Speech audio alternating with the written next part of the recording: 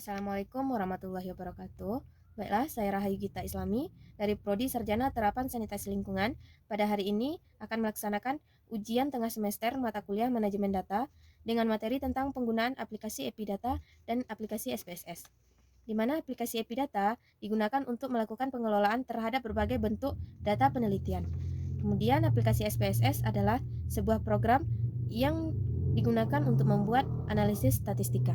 Yang pertama, kita masuk kepada aplikasi Epidata. Pastikan aplikasi Epidata ini sudah diinstal di komputer ya. Kemudian double klik untuk membuka aplikasi Epidata. Setelah itu, kita masuk ke menu utama. Menu pertama yaitu Define Data, di mana di sini ada dua pilihan, New Case File sama Open Case File. New Case File ini untuk membuka lembaran kerja baru, Open Case File ini untuk membuka file yang sudah ada. Kita membuka lembaran kerja baru New Case File. Karena kuesionernya sudah disediakan, maka kita tinggal mengkopinya saja. Kita copy kuesionernya.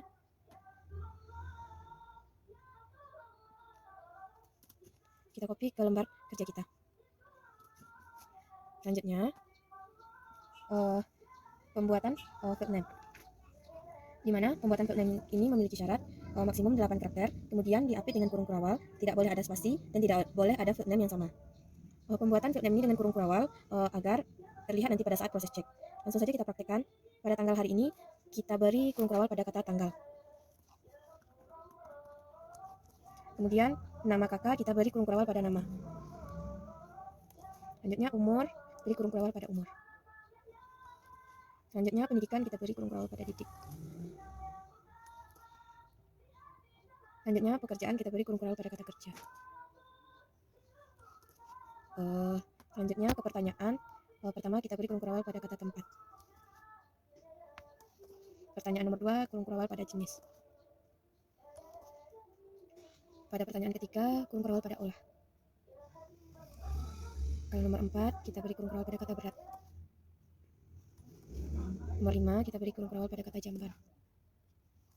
Pertanyaan nomor 6, kita beri kurung kurawal pada kata tipe. Dan terakhir, pada pertanyaan nomor 7, kita beri kurung kurawal pada kata diare. Selanjutnya, kita akan menyimpan field name yang telah selesai kita buat. Save. Kita bikin namanya apa yang kita inginkan. UTS Rahayu Gita Mandat. Kemudian di save. Setelah kita men-save-nya, kita akan membuat jawaban dari pertanyaan kuesionernya. Yang pertama, caranya letakkan kursor di tempat jawaban, kemudian spasi, tekan pick list. Jawabannya yaitu date. Untuk otomatisnya kita pilih automatic date today DMY insert. Selanjutnya, letakkan kursor pada jawaban lagi, nama, pick list, numerik. Selanjutnya kita akan membuat jawaban dari kuesioner dengan cara letakkan kursor pada pertanyaan yang akan dijawab, kemudian spasi, pick list, tanggal yaitu date. Untuk automatic date-nya aktifkan today DMY insert. Kemudian nama, spasi, pick list, teks, kemudian maksimal hurufnya kita bikin 20 insert. Kemudian umur, spasi, kita pick list, yaitu numerik, jawabannya 2 digit, kita bikin maksimalnya, insert. Kemudian pendidikan, spasi, pick list, jawabannya cukup 1 digit, insert. Kemudian kerjaan, pick list, jawabannya cukup 1 digit. Kemudian untuk pertanyaan yang pertama, spasi, pick list, jawabannya cukup 1 digit. Kemudian yang pertanyaan nomor 2, spasi, jawabannya 1 digit. Yang nomor 3, jawabannya juga 1 digit. Yang nomor 4 juga 1 digit. Yang nomor 5 juga 1 digit. Nomor 6 juga 1 digit. Itu juga pertanyaan terakhir jawabannya 1 digit.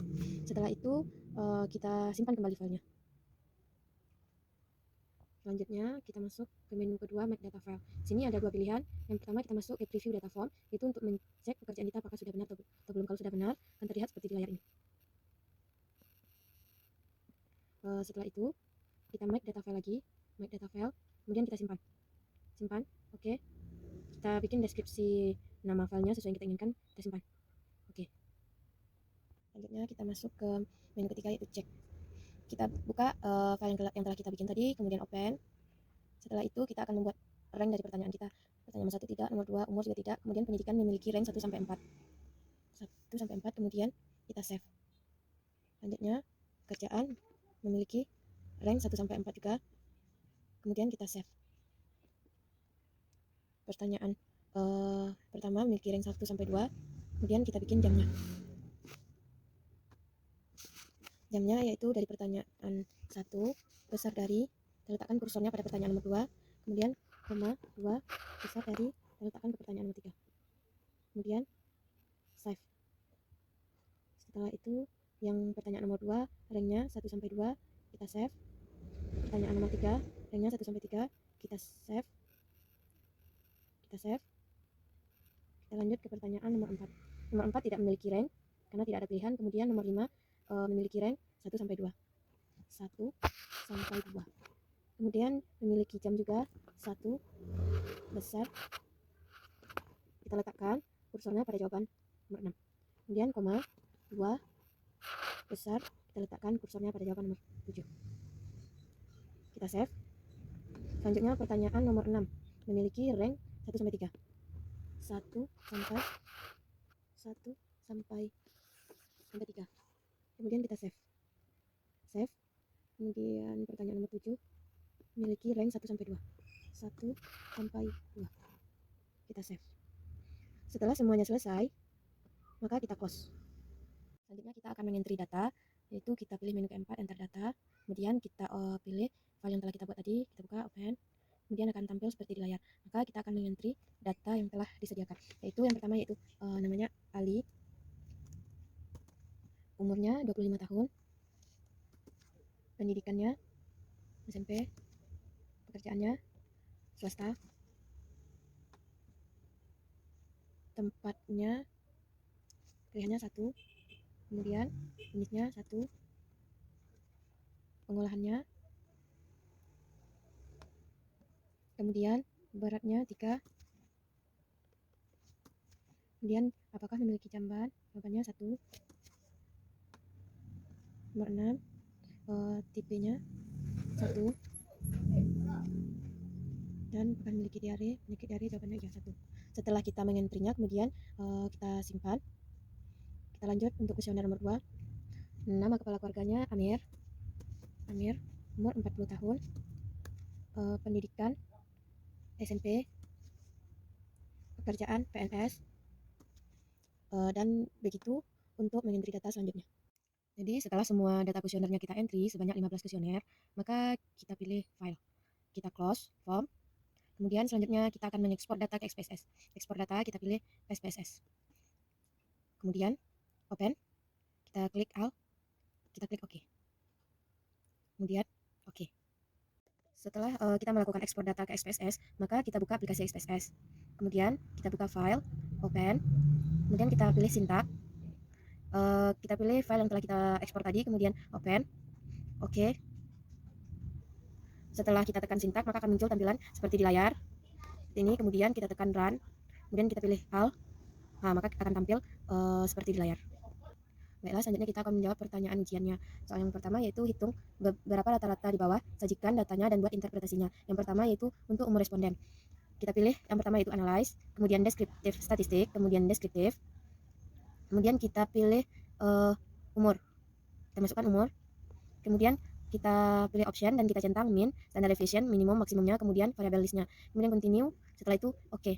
Kemudian akan muncul deskriptif statistiknya seperti ini, nilai minimum, maksimum, dan rata-ratanya. Kemudian ini kita copy ke Word. Setelah kita copy ke Word, kemudian kita ulang membuat tabelnya. Setelah itu kita bikin deskripsinya, yaitu tabel 1, distribusi umum responden pada survei kejadian diare. Kemudian didapatkan kesimpulan bahwa dari tabel 1 dapat kita lihat bahwa rata-rata umur responden adalah 40,20%. Setelah kita copy ke Word, kemudian kita ulang membuat tabelnya kembali di Word, dan dapat kita buat deskriptifnya, yaitu dari tabel 1 distribusi umur responden pada survei kejadian diare. Kemudian kesimpulannya dari tabel 1 dapat kita lihat bahwa rata-rata umur responden adalah 40,20 tahun dan standar deviation-nya adalah 11,540 tahun, dengan umur responden terendah adalah 24 tahun dan umur tertinggi responden adalah 65 tahun. Selanjutnya kita masuk ke pertanyaan yang B, yaitu berat sampah. Kita pilih analisis lagi, kemudian deskriptif statistik, deskriptif, kemudian masukkan variabel umur lagi, kita pilih variabel yang akan kita masukkan, yaitu berat, kita masukkan, kemudian kita option, kita centang min, standard deviation, minimum, maksimum, dan variabel list, continue, kemudian OK, dan akan muncul deskriptif statistiknya. Kemudian kita copy lagi ke Word, kita copy ke Word. Maka setelah kita copy ke Word, kemudian kita ulang lagi membuat tabelnya di Word, dan kita bikin deskripsinya. Tabel 2 itu distribusi berat sampah yang dihasilkan responden pada survei kejadian diare. Kemudian kesimpulannya, dari tabel 2 dapat kita lihat bahwa rata-rata berat sampah adalah 4,53 kg dengan standar deviation-nya 1,125 tahun. Jadi kesimpulan dari tabel 2 dapat kita lihat bahwa rata-rata berat sampah adalah 4,53 kg dengan standar deviation-nya 1,125 kg, dengan berat terendah adalah 3 kg dan berat tertinggi adalah 7 kg. Selanjutnya kita lanjut ke pertanyaan nomor 2, yaitu hitunglah proporsi di bawah dan sajikan datanya dan buat interpretasinya. Yang pertama yaitu pendidikan responden. Pendidikan itu kita tekan analyze, descriptive statistik, kemudian frekuensi. Kemudian kita masukkan pendidikan. Kemudian kita pakan statistiknya. Selanjutnya kita masuk ke pertanyaan nomor 2, yaitu hitunglah proporsi di bawah, sajikan data dan buat interpretasinya. Pertama pendidikan responden. Kita klik analyze, kemudian descriptive statistik, kemudian frekuensi. Kemudian kita masukkan pendidikan, kemudian chart, p-chart, persen, dan continue. Kemudian oke. Maka akan muncul outputnya yaitu pendidikan. Kemudian untuk menentukan persen kita klik 2 kali, elemen, show data label, close. Kemudian kita copy ke Word.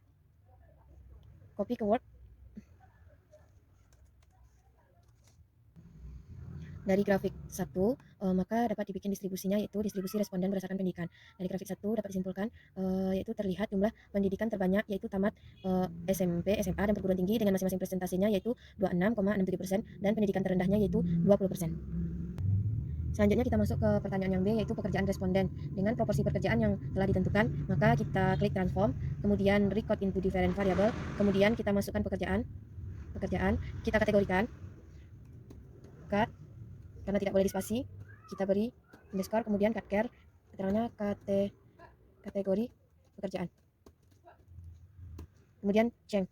Setelah itu kita klik all and new value, kita isi sini 1, new value-nya 1, kemudian kita add di sini 2, kemudian sini 1, kemudian kita add di sini 3, kemudian di sini 1, kita add lagi, kemudian di sini 4, di sini 0, kemudian kita add lagi. Setelah itu kita continue, setelah itu kita oke. Karena value-nya telah ditentukan di soal, maka kita bikin yaitu 1 adalah bekerja, kita add, kemudian 0 tidak bekerja, kemudian kita add, kita tekan oke, kemudian desimalnya kita nolkan supaya tidak ada koma, kemudian analyze, descriptive statistik, frekuensi, kemudian kita masukkan kategori pekerjaan yang tadi kita masukkan lagi ke variabelnya, kemudian chart, p-chart, persen, continue, oke. Kemudian akan muncul di outputnya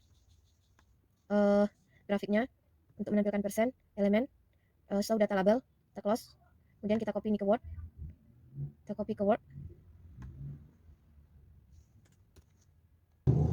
Dari grafik 2, yaitu distribusi responden berdasarkan pekerjaan, dapat disimpulkan grafik 2 terlihat jumlah responden terbanyak yang bekerja itu dengan persentase 73,33% dan jumlah responden terendah yang tidak bekerja dengan persentase 26,67%. Selanjutnya yaitu tempat sampah, analyze, descriptive statistik, frekuensi, kemudian tempat sampah kita masukkan, kemudian chart, p-chart, persen, dan continue, oke. Akan muncul deskriptifnya di output seperti ini. Kemudian kita persenkan elemen, show data label, close. Kita copy,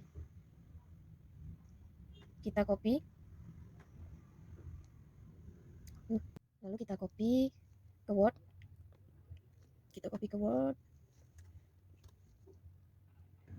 Maka dari grafik 3, yaitu distribusi responden berdasarkan penyediaan tempat sampah, disimpulkan grafik 3 terlihat jumlah responden terbanyak adalah yang tidak memiliki penyediaan tempat sampah dengan persentasenya yaitu 53,33% dan jumlah responden terendah yang memiliki tempat penyediaan sampah dengan persentase 46,67%. Selanjutnya kejadian diare, analyze, descriptive statistik, frekuensi, kita masukkan kejadian diare, kemudian chart, p-chart, dan persen, kemudian continue, oke. Akan muncul presentasinya, kemudian kita klik 2 kali untuk menampilkan persen, elemen, show data label, close, kemudian kita copy ke Word,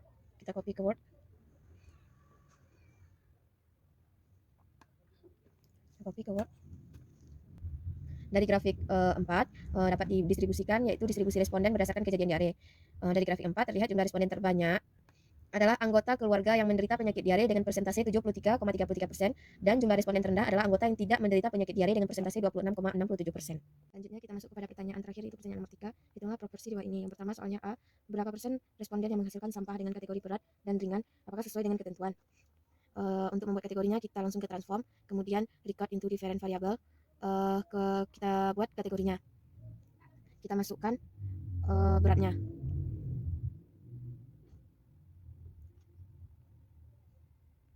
Kita masukkan variabel berat sampah, kemudian kita bikin kategorinya kategori sampah cut, tidak boleh dispasi, kita buat sum. Kemudian kita buat di sini kategori sampah jeng.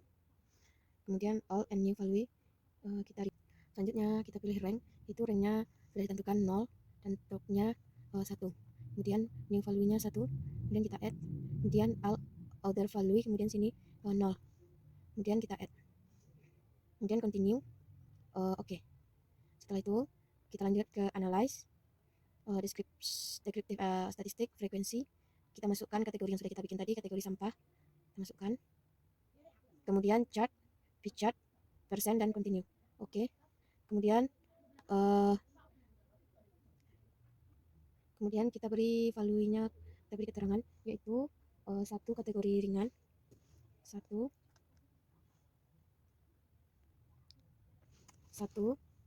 kategori ringan, kemudian kita add. Selanjutnya 0, yaitu kategori berat, kita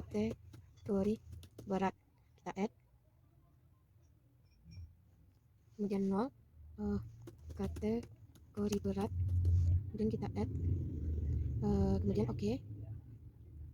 Maka analyze-nya description, frekuensi, chart, p-chart, persen, continue. Oke. Maka akan muncul persen kategori beratnya, yaitu kita munculkan persennya, klik 2 kali elemen data show label, close, kemudian kita copy ke Word. Maka didapatkan dari grafik 1, yaitu distribusi responden berdasarkan berat sampah yang dihasilkan. Dari grafik 1 dapat disimpulkan terlihat jumlah responden yang menghasilkan sampah dengan kategori berat adalah 100%.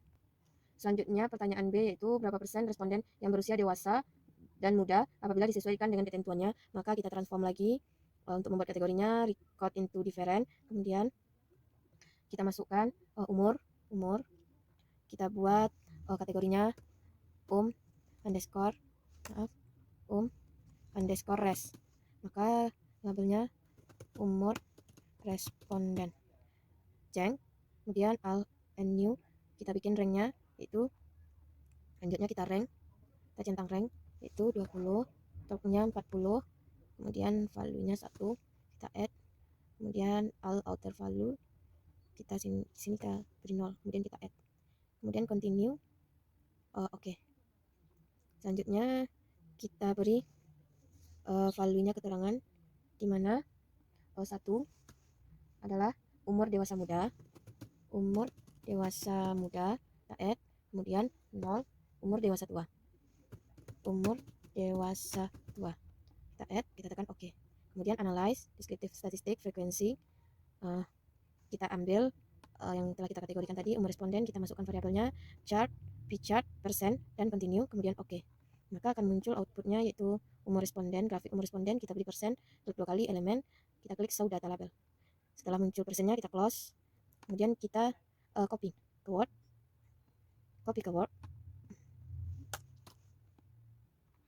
dari grafik 2, yaitu distribusi responden berdasarkan umur dewasa tua dan dewasa muda. Dari grafik ini dapat disimpulkan terlihat jumlah responden terbanyak adalah yang memiliki umur dewasa muda dengan persentase yaitu 60%, kemudian yang memiliki dan jumlah responden terendah adalah yang memiliki umur dewasa tua dengan persentase 40%.